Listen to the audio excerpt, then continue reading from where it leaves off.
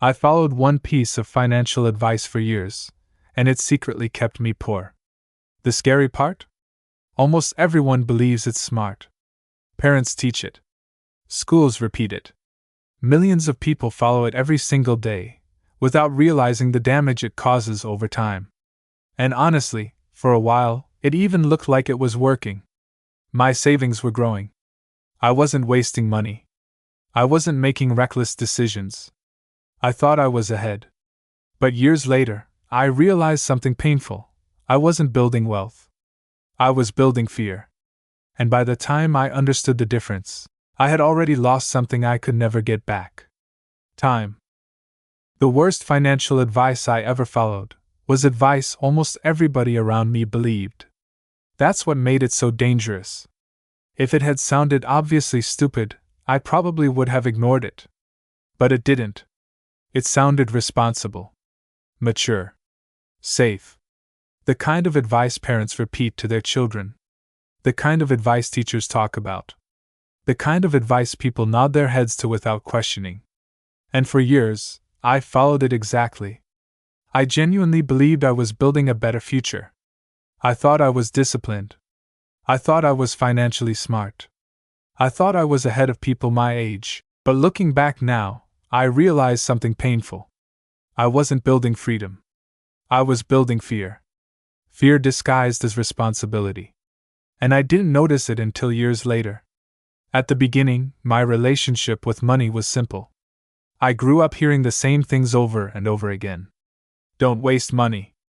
Save everything you can. Risk is dangerous. People lose money investing. Just work hard and stay safe. Those ideas became part of how I thought. Not just about money, but about life itself. Safety became the goal. Not growth. Not opportunity. Not freedom. Just safety. And when you think that way long enough, you stop asking bigger questions. You stop asking, how do wealthy people actually build wealth? Instead, you focus only on avoiding mistakes. That's exactly what I did. I became obsessed with avoiding failure.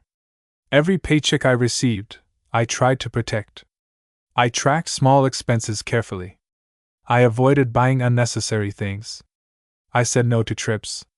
No to opportunities. No to experiences that felt financially irresponsible. At first, it felt empowering. Watching my savings grow gave me confidence. Even though the growth was slow, it still felt like progress. Month after month, the number in my account increased. And every time it did, I felt relieved. Relieved that I wasn't falling behind. Relieved that I was being smart. Meanwhile, people around me were spending money constantly. New phones. New clothes. New cars. I judged them quietly. I told myself, they have no discipline. I'm different. One day they'll regret it. And maybe some of them did. But here's what I completely failed to notice. Not everybody spending money was irresponsible. Some people weren't just spending. Some people were investing. Some people were building businesses. Some people were learning high-income skills. Some people were using money as a tool, while I was treating money like something fragile that needed protection at all costs. That difference changed everything. But I didn't understand it yet. At the time, I thought my strategy was perfect. Earn money. Save money. Avoid risk. Simple. Predictable. Safe. And honestly, that strategy does work for a while. That's what makes it dangerous. Because bad financial advice doesn't always fail immediately. Sometimes it rewards you at first. Sometimes it makes you feel secure. Sometimes it even makes you feel smarter than other people. But hidden underneath that comfort, there can be a slow-moving problem you don't notice until much later. That's exactly what happened to me. Years passed. And even though I was saving consistently, my life wasn't changing much. I still worried about money constantly. I still calculated every purchase carefully.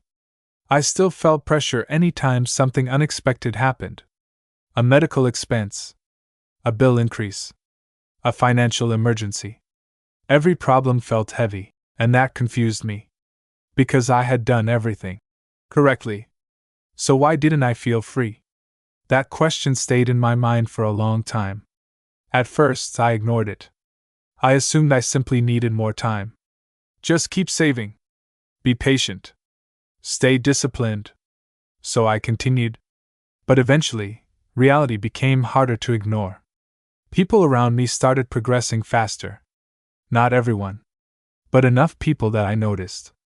Some of them were investing consistently. Some started businesses. Some bought assets. Some learned how money actually works. And over time, their lives started changing dramatically, not overnight. That's the important part. It happened slowly, quietly, almost invisibly, until suddenly, the difference became impossible to ignore. Their money was growing even when they weren't working. Meanwhile, my money only moved when I worked. The moment I stopped earning, everything stopped. That realization disturbed me deeply. Because for the first time, I understood something I had never fully understood before. Saving money and building wealth are not the same thing. Not even close. Saving protects. Wealth grows. And growth requires something uncomfortable. Risk. That word used to scare me. Risk felt irresponsible. Dangerous. Something smart people avoided. But eventually I realized something important. Avoiding all risk is actually one of the biggest financial risks you can take. Because while you're trying to protect yourself from losing money, you may also be guaranteeing that your money never truly grows. And if your money never grows, time slowly works against you. That's the part nobody explained properly. Inflation. At first, inflation sounds boring. Technical. Something economists talk about on television. But in real life, inflation quietly changes everything. It slowly reduces what your money can buy, year after year. So even though the number in your account stays the same, its power decreases. That means something terrifying. You can save money consistently for years, and still lose purchasing power over time. When I fully understood that, it changed the way I saw everything. Because suddenly I realized, I wasn't standing still financially. I was slowly moving backward, without noticing it. And honestly, that realization hurt. Not because I lost millions of dollars. Not because I became bankrupt. But because I realized how much time I had spent believing incomplete advice. Time spent afraid. Time spent hesitating. Time spent avoiding opportunities one didn't fully understand. And time is the one thing you never recover. That's why this topic matters so much. Because most financial mistakes don't destroy people instantly. They shape people slowly, quietly. They become habits, mentalities, ways of seeing the world. And once those patterns become normal, you stop questioning them. That's the real danger. Not obvious failure. Invisible limitation. Looking back now, I understand that money should never be treated like something that simply sits still. Money is a tool. And tools are supposed to be used strategically. Not worshipped. Not feared. Used. That doesn't mean reckless decisions are smart. It doesn't mean gambling your future. It doesn't mean pretending risk doesn't exist. It means understanding that avoiding all uncertainty can quietly trap you in a life where you never truly grow. And sadly, many people spend decades trapped there. Working harder every year. Saving carefully every year. Yet somehow never feeling financially free. That used to confuse me. Now it doesn't. Because freedom doesn't come only from earning. And it doesn't come only from saving. It comes from understanding how money behaves over time. That's the real education most people never receive. Schools teach people how to work for money.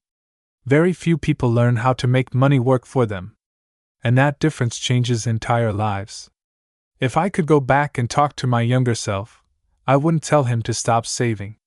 Saving matters. Discipline matters. Patience matters. But I would tell him something else too. I would tell him, don't let fear disguise itself as responsibility. Because that's exactly what happened. I thought I was being responsible. But many times, I was simply afraid. Afraid of uncertainty. Afraid of mistakes. afraid of losing. And fear has a strange way of looking logical when enough people agree with it. That's why so many people stay stuck financially. Not because they're lazy. Not because they're stupid. But because they were taught to prioritize safety above understanding. And those are not the same thing. Real financial growth requires understanding. Understanding risk. Understanding opportunity. Understanding time. Understanding compounding. Understanding assets. Without that knowledge, people spend years doing what feels safe, without realizing the long-term cost. And that cost can become enormous. Not all at once, but slowly, quietly, year after year. That's why the worst financial advice I followed wasn't dramatic. It wasn't extreme. It was simple, common, normal. And that's exactly why it was so powerful. Because I never questioned it. I accepted it automatically. Just like millions of other people do every day. Until eventually, life forced me to think deeper. And once I did, I realized something I'll never forget. The goal of money isn't just survival. It's freedom. Freedom of time. Freedom of choice. Freedom of opportunity. And the moment I understood that, I stopped asking, how do I avoid losing money? And started asking, how do I build a life that keeps growing? That single shift in thinking changed everything.